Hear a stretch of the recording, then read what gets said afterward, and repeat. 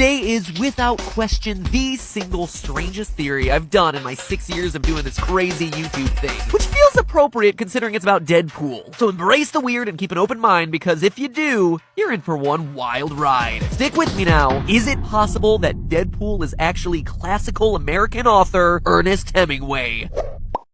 Anyone still here? Now that's impressive.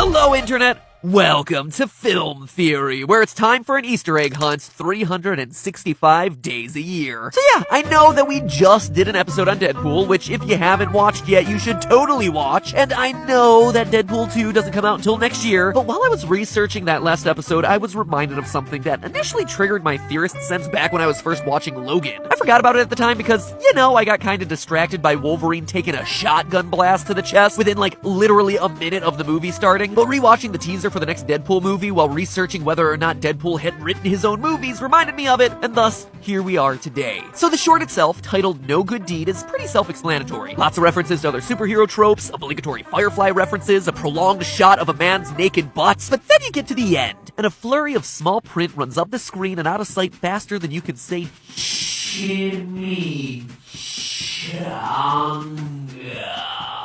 Most people watching the trailer didn't bat an eye.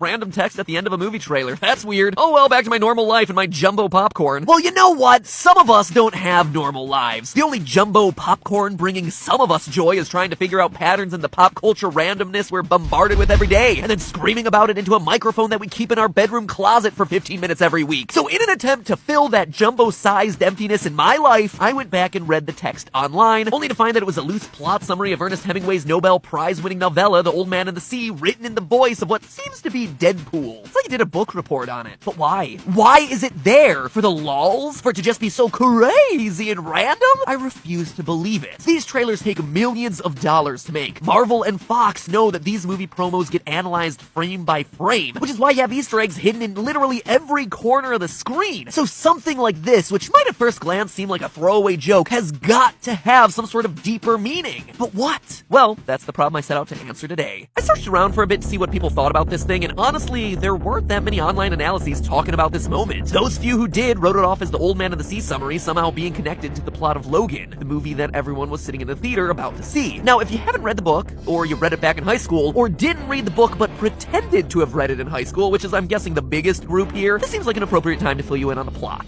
The story is about an old fisherman named Santiago.